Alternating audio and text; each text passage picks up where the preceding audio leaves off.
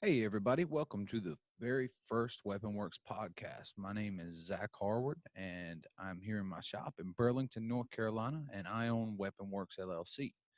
We are a Cerakote company. The reason I'm doing this podcast is I'm going to bring on friends and people I know in the firearms and outdoor industries, and we're gonna go over their stories and talk about how their business got started or how they grew their business. Good entrepreneurship stories. Why? Because I like that shit. I am very, very interested in hearing, other entrepreneur stories, especially since I started my business. It's something that fascinates me. I spend a lot of time reading about other entrepreneurship stories. And so I want to share it with everyone else.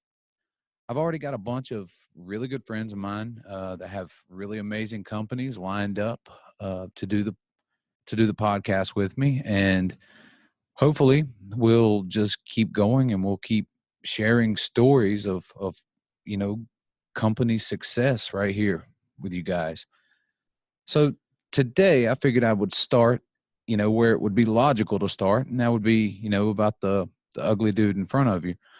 Um, you know, Figure I'll tell you a little bit about Weapon Works, how it got started, a little bit about our story, and go on from there.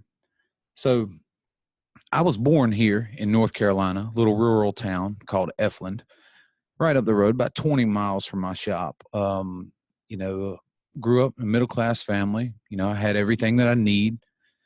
But if it was something that I wanted, I had to go out and get it on my own. So I started working when I was, I think, 12 years old this summer. My grandfather had a trash route in Efland, North Carolina, a little privately owned trash truck, and I would run around and pick up trash in the summer. And my working career started from there. Well, fast forward to 18, graduate high school, and I have it in my head I'm going to go to college. I want to become an architect. Um, I wanted to go to Savannah College of Art and Design down in Savannah, Georgia, and I got accepted. And we went down there and we did the initial, welcome aboard thing. And, then they showed us the numbers, and that shit was crazy, man. It's like 5 years, $25,000 a year, something like that. And, I would get out, get a job for 50 grand a year and, owe $125,000. And it just seemed kind of silly to me. So I decided to, kind of drop back and punt, and I wanted to go into the Marine Corps. So, I had it in my head I was going to go in the Marine Corps, and 2 weeks later I was on a bus to Parris Island, South Carolina. Uh, the recruiter does what they tell you. Recruiters do what recruiters do, and he told me, he's going to keep me in North Carolina for the whole time, for the whole 4 years. And where did the Marine Corps send me? Everywhere but North Carolina. I spent a year in Okinawa, and then I spent 3 years in California. Um, you know, to this day, that's probably the best choice I ever made was, joining the Marine Corps. That's how I met my wife. And I think the Marine Corps is responsible for a whole lot of the discipline and work ethic that I have. So I decided to become an engineer, 1371, landmines and explosives. It sounds really, really cool when you're looking at it, and it's like, oh, you get to play with explosives, you get to play with landmines. But if you stop, if you stop and you step back and you think about it, that don't leave a whole lot of job skills out there when you get out. So, hindsight being 2020, I loved my job in the Marine Corps, but I would have probably chose something different, something that would have trained me a little bit for the civilian world. Because when you get out of the military and you first come back to the civilian world, it's it's weird. It's still weird to this day. I think the Marine Corps, the military in general, have a lot of things figured out as far as structure and discipline, and that's a whole lot of stuff that the real world out here lacks. But that's neither here nor there. We did my 4 years, enjoyed it thoroughly. I miss it. I miss it every day. I wish I could go back, but I'm too old, too fat, and at the end of the day, they make me get up and run every morning, and I won't too crazy about that. And the reason that I didn't re-enlist and go to EOD school was my wife. We'd been married 2.5 years. She was pregnant with my first kid, so we decided to get out, and we moved back to North Carolina. Well, for the first couple months after I got out of the Marine Corps, I bounced around to a couple of jobs. I made an attempt to sell some insurance. I mowed the grass for Durham Public Schools in Durham, North Carolina, for 3 or 4 months, and then my dad, who was a superintendent with Otis Elevator, he told me that he could get me a job there. So went to work for Otis Elevator, made really good money, really good benefits. And I worked there for 13 years. Well, probably about 8 years into it, I got to where I absolutely hated it though. I dread getting up, going to work, and I would, spend my whole day Sunday dreading going to work Monday. And it was miserable, but it was paying the bills, and, it kept my family, which at that time I had 2 kids, kept those, the family secure. So, I grinned and bared it. So, but, after about that 8 years, I started thinking, I'm like, man, what can I do? What can I do to, make money, something that I can go into business for myself. So my first, kind of venture into business for myself was a company called Zach's Armory. I just got an FFL and I was going to sell guns out of my house. Well, I never really took it very serious, and I started buying more guns than I was selling. And, it don't do very well for cash flow when you're buying up all your product. So, I let that FFL lapse the first time. It lasted 3 years, and, never did anything else with Zach's Armory, went out of business. Well, then the second little entrepreneurship venture that I had, it was with my best friend in the world. We decided that we were going to start designing and making stupid T-shirts. We did it. We had several designs. I went to several festivals and concerts around North Carolina and, Virginia and South Carolina, and tried to sell T-shirts, but it never really took off. And once again, I really didn't give it the due diligence that it needed. So, part of it is looking back, and I'm not sure that the shirt designs were all that great, but I also did not do what I needed to do. I didn't take it very serious. Well, that lasted about 2 years, and we were like, nah, screw this. We're not going to fuck with this anymore. So, I was, just still messing with putting in elevators, still tired of it, still miserable. Till one day, I remember it was a January. I believe this would have been January 2011. I went to a construction site. I used to install elevators. So I'd go to a construction site. It was hot in the summer. It was cold in the winter. And this particular January was cold as hell. Just absolutely miserable. I remember going in, 6 o'clock in the morning saying, man, I absolutely hate this shit. So right then and there, I was like, I love my guns. I said, I'm going to start my gun business back up. Well, this time the gun business was Weapon Works. It initially started as me wanting to build AK rifles, which at that point I'd been doing it as a hobby for a while, and rent machine guns. So, I got all the licensing, got the businesses set up and all that. We started, doing a little bit here and there. Well, I think I made, I don't know, five or 10 AKs that's sitting out there somewhere that's got a Weapon Works name on it. And, we never really did a whole lot with that. And I've never rented a machine gun. I've got several, actually, several of these behind me here on the wall are machine guns. They're just our post samples, but never rented any of them. Let a lot of people shoot them. I've shot them a lot myself, but, never really made any money off of them. It's never done anything but cost us money. Well, the refinishing was something that I taught myself because these AKs we were building, when you're putting together an AK, there's a lot of grinding, cutting, fitting. So there's a lot of bare metal on these things.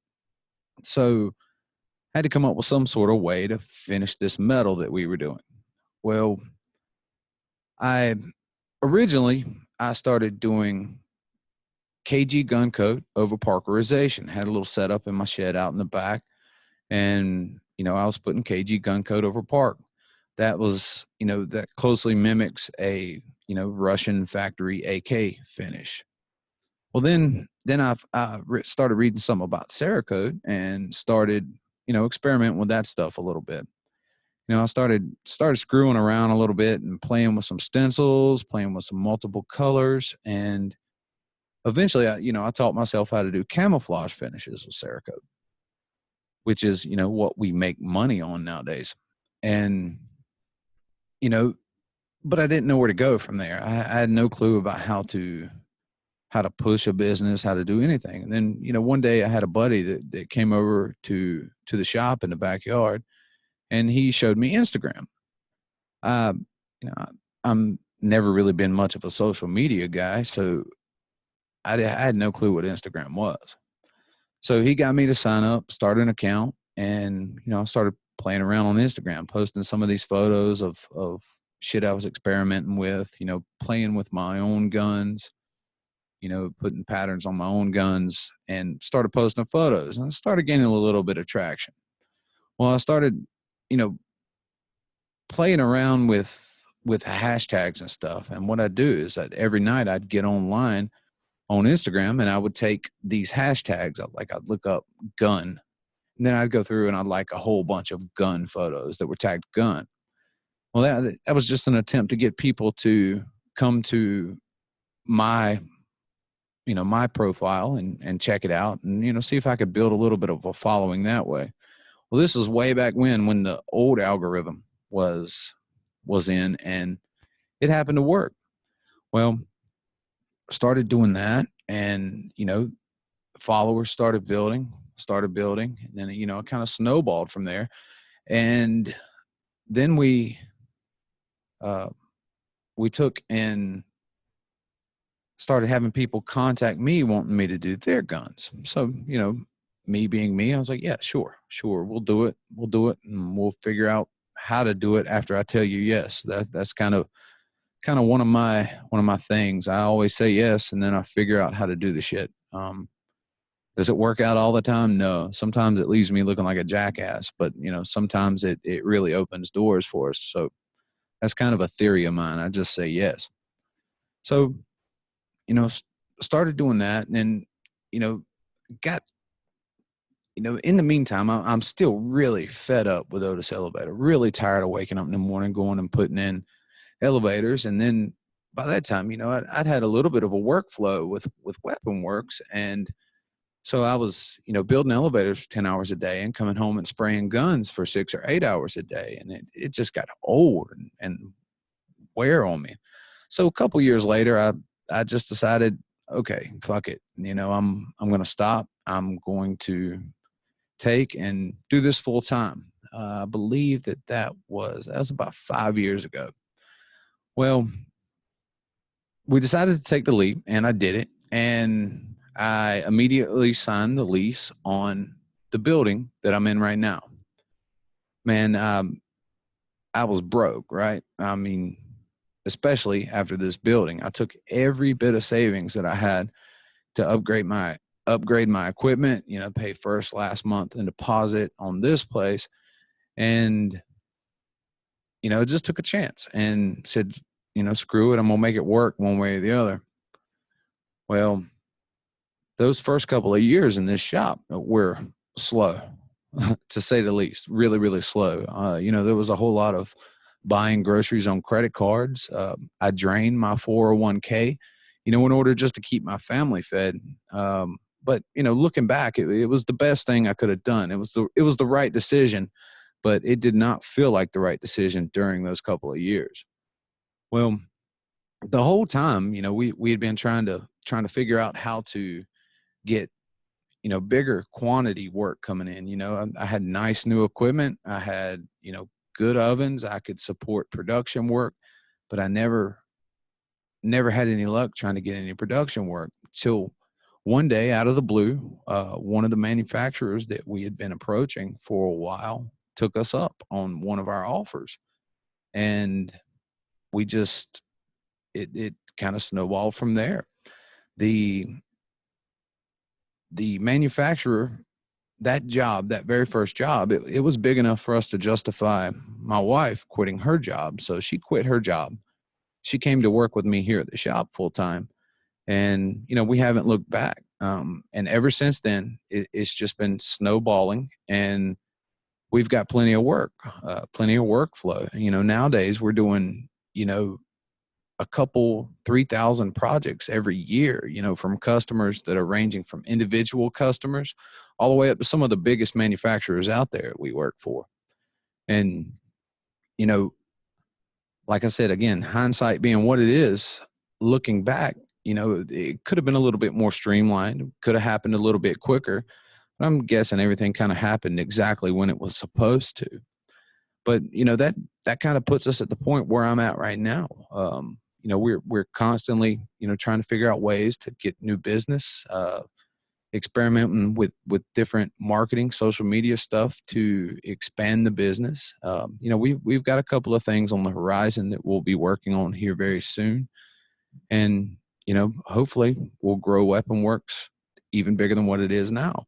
I'm not saying it's some big conglomerate right now, but, I want to be bigger and bigger and bigger. I found out real quick when I started making my own money that I'm never going to be satisfied. So I always want to be bigger and better. So that's a little bit of the story of Weapon Works, how it came about and what it is. As we progress with this podcast, we're going to, have other guys on here, and we'll go a little bit more in depth about their business. But I just kind of wanted to give you a sampling of some of the stuff that I want to go over with some of these other businesses. And, I hope it interests you guys, because it really interests me, and it's not a monetary gain project. It's something I want to do because I want to do it. I really enjoy it. And, I figured I'd share a couple of things that I believe now that I did not believe, when I first started my business. I was always, society drills it in your head every day that you've got to go to school, you've got to go to a university, you get a job, you work for 40 years, then you retire on a pension or 401k, and while that system works, it does work. I know a lot of people that are retired. I know a lot of people who have a nice pension, a 401k, and they live very comfortably. But that will not give me the excess that I want in order for me to help other people. It's kind of my dream is, being the guy who gives away. I love giving people stuff. I like helping people out. So I believe that Weapon Works has the ability to afford me that luxury. I don't like buying, small trinkets. I don't like buying, watches, shoes, cars. I don't care anything about any of that stuff. That stuff don't make me happy. What makes me happy is helping people. So, the couple of things that I wish that I'd have known when I started was that you don't have to just deal with the hand that you're given. You don't have to play that hand. You can, at any given time, you can just stop you can start anything that you want. You know what I mean? The only obstacles that are in your way are all in your head. You can do absolutely anything that you want to do. And that's another reason why I want to have other business owners come on here and, let me know what they think about these things, because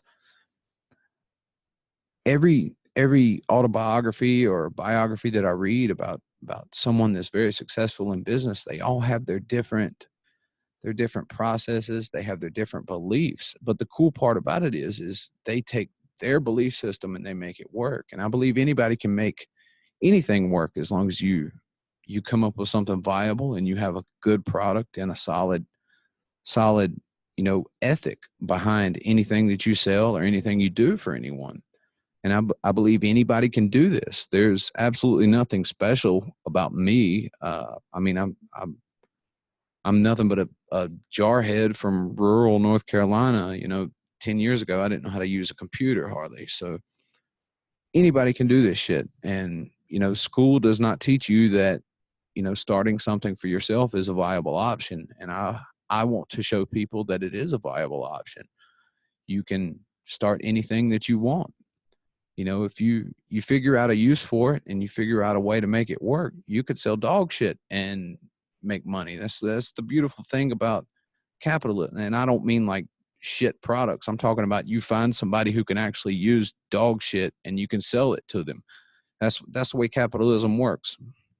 So it's just kind of a, little rant and rambling from my brain a little bit. But, I'm going to close this first episode out. Like I said, there's going to be a lot to come. I'm very excited about this. This is something I've been wanting to do for a long time now. And, I think that these stories need to be told. It's a beautiful thing what, this nation, our country provides for us. It don't give you a guarantee, but it gives you the right to the pursuit. And the pursuit is where it's at, man. This has afforded me, freedom to come to work dressed like I want. I don't miss ball games or dance recitals or whatever for my kids.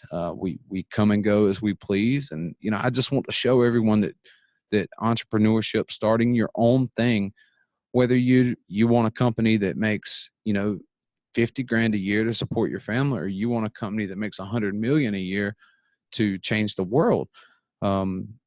Either way, entrepreneurship is a viable option for you. You don't just have to go to trade school or go to a university. There is a third option no one tells you about. And I want to tell you about that third option. So, once again, I'm Zach with WeaponWorks LLC. Our website is www.weaponworksllc.com. The number at the shop is 800-556-9498. If I'm not here at the shop, that number will ring through to my cell phone and I will answer it. Our social media is WeaponWorks LLC on everything: Instagram, Facebook, and Twitter. You send me a message on that, I will answer it. I'm more than happy to answer any questions anybody has. And if I can help anybody in any way, please let me know. So, this is the first time I've ever done a podcast. So not real sure, what to tell you to do, but if you enjoy it, give it a review wherever you're watching it, on YouTube or iTunes or something like that. And I really appreciate your time. And, I hope you guys will join us for future shows. And I really, really thank you for being here. And if anyone needs anything at all, please let me know. Everyone have a great day, and we'll talk to everyone later.